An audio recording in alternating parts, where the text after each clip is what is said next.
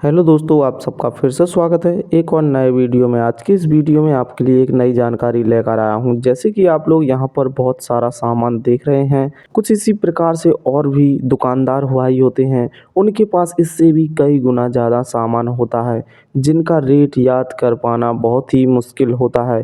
क्योंकि कुछ ऐसे सामान होते हैं जो हमारे डेली में बिकते रहते हैं, कुछ सामान ऐसे होते हैं जो कि महीनों और सालों रखे रहते हैं, जिन पर हम लोग बेच नहीं पाते हैं और उनका रेट होता है वो हम लोग भूल जाने लगते हैं। इसलिए आपके लिए मैं कोडिंग से संबंधित बात बताऊंगा, जिससे कि आप पुराने से पुराना रखा सामान, जैसे कि यहाँ पर आप ये आउट सीजन सामान रखा हुआ है, मैं इसे रख दूंगा, जो कि देखिए पूरे वर्ष रखा रहेगा। इसका रेट तो मैं भूल जाऊंगा, लेकिन मैं इस पर कोडिंग कर दूंगा तो मैं अगले सीजन में इसे उठाऊंगा तो इसका रेट मुझे याद रहेगा, खरीदी रेट भी और बेचने का रेट भी याद रहेगा। जैसे कि यहाँ पर मैंने देखिए कोडिंग को लिखा भी है और भी मैं आपको समझाऊंगा कि किस प्रकार से आप लिख सकते हैं। बस वीडियो के एंड तक जरूर बने रहें।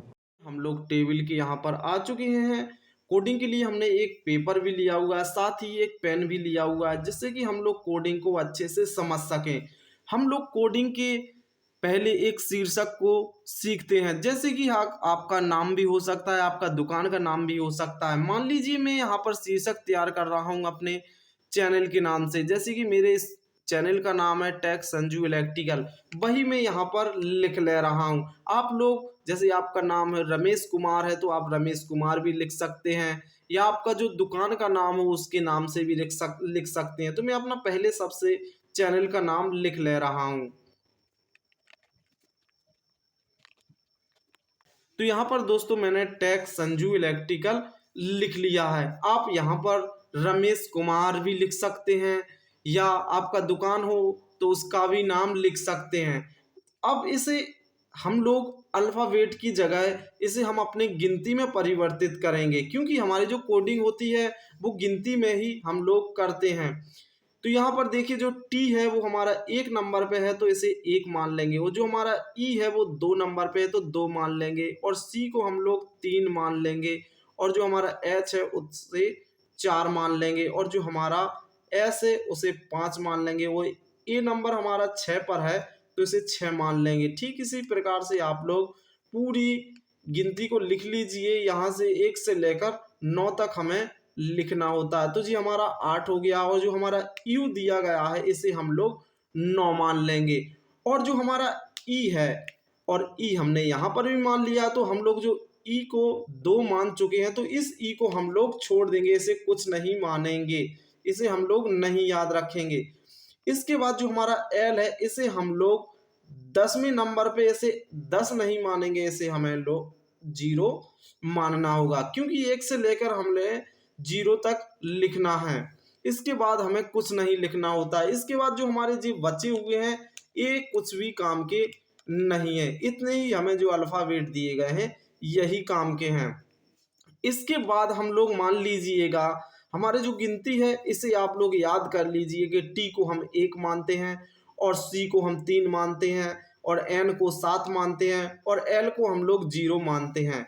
मान लीजिए आपके दुकान में कोई सामान आया हुआ है, ये हमारा दुकान का सामान एक बॉक्स आया हुआ है, और मान लीजिए जे आप लोग 60 रुपए का मार्केट से खरीद कर लाए हैं, तो आप लोग स्पष्ट तो इस बॉक्स पर 60 नहीं लिखेंगे, क्योंकि आप लोग जो ग्राहक है वो समझ जाएगा, और आप लोग इसमें अपना मार्जिन अपना भाड़ा कुछ भी नहीं निकाल पाएंगे। इसलिए हमें कोडिंग में लिखना है, तो जो हमारा 6 नंबर है उसे देखेंगे कि हमारा 6 नंबर किस नंबर पे किस अल्फ़ाबेट पे आ रहा है। तो देखिए जी हमारा ए पर 6 नंबर आ रहा है, तो हम लोग यहाँ पर 6 कर देंगे, 6 नहीं करेंगे सॉरी, ए कर देंगे। इसके बाद जो हमारा 0 है इस 0 को हम लोग देखेंगे कहाँ है, जी हमारा एल पर आ रहा है तो हम लोग एल लिख देंगे, तो ये हो जाएगा हमारा ए एल, जिससे हम लोग समझ जाएंगे कि हमारा जो ए एल है तो वो हमारा 60 लिखा हुआ है। लेकिन ग्राहक नहीं समझ पाएगा कि इस ए एल का मतलब क्या है।